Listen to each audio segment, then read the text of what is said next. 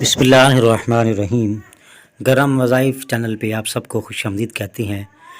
جو شخص فوت شدہ مومن مردوں مومن عورتوں کے لیے یہ تسبیح پڑھتا ہے تو اللہ اسے دنیا کی سب سے قیمتی چیز دیتا ہے۔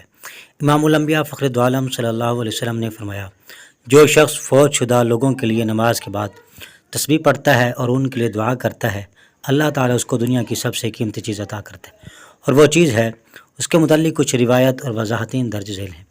جو شخص اپنے مسلمان بھائی کے لیے اس کے غیاب میں دعا کرتا ہے، اللہ اس کے لیے ایک فرشتہ مقرر کرتا ہے جو اس کی دعاؤں کا جواب دیتا ہے اور کہتا ہے تمہارے لیے بھی اتنا ہی ہو جیسے تم نے اپنے بھائی کے لیے دعا کی۔ یہ حدیث اس بات کو ظاہر کرتی ہے، جو شخص اپنے فوت شدہ عزیزوں یا کسی بھی مسلمان کے لیے دعا کرتا ہے، اللہ جل جلالہ اس کے لیے بھی برکات اور انعامات کی برسات بناتا ہے۔ نماز کے بعد فوت شدہ لوگوں کے لیے دعا کرنا اور تسبیح پڑھنا ایک بہت بڑی عبادت ہے۔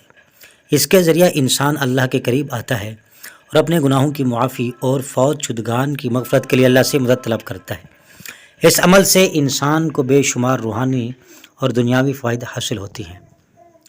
جو شخص اللہ کے راستے میں ایک قدم چلتا ہے، اللہ اس کے لیے جنت کے دروازے کھول دیتا ہے۔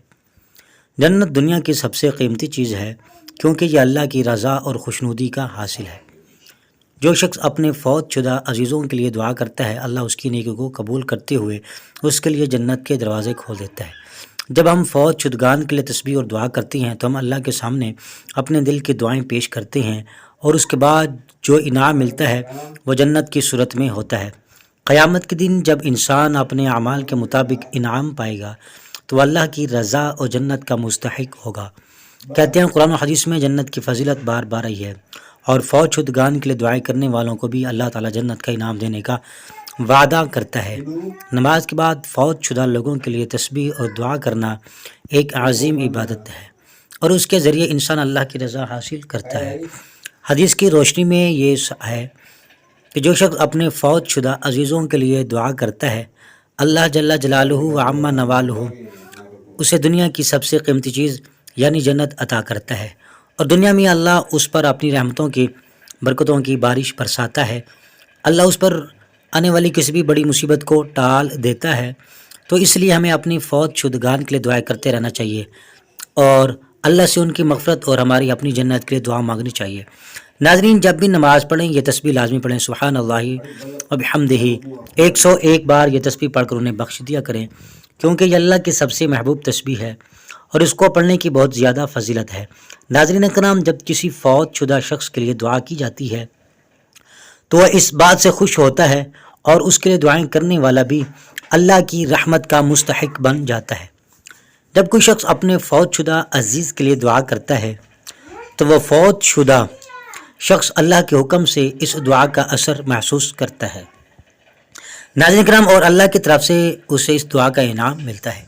بعض روایت کے مطابق مردہ شخص خود بھی اس پر خوش ہو کر اللہ سے دعا کرتا ہے کہ اللہ اس شخص کو اس کا انعام دے جو میرے لیے دعا کر رہا ہے۔ فوت شدہ افراد کو اس بات کا علم ہوتا ہے کہ ان کے لیے دعائیں کی جا رہی ہیں اور وہ اس پر خوش ہوتے ہیں۔ ان کی روحوں کو اس دعا سے سکون ملتا ہے۔ ناظرین کرام، اگر آپ نے ابھی تک ہمارے گرم وظائف چینل کو سبسکرائب نہیں کیا، گرم وظائف چینل کو سبسکرائب کر کے اور ساتھ دیے گئے بیل آئیکن کو پریس کر دیں۔ ناظرین کرام، مزید نئی ویڈیوز دیکھنے کے لیے بھی ہمارے چینل کو سبسکرائب کریں اور ساتھ والی گھنٹی پر کلک کریں۔ اگر آپ کو ہماری یہ ویڈیو پسند آئی ہے تو پھر اپنے پیاروں کے ساتھ اس ویڈیو کو شیئر کر دیں، ویڈیو کو لائک کر دیں۔ کمنٹ سیکشن بکس میں اللہ جل جلالہ و عم نوالہ کے 99 ناموں میں سے کوئی ایک نام پیارا سا کمنٹ ضرور کیجیے گا۔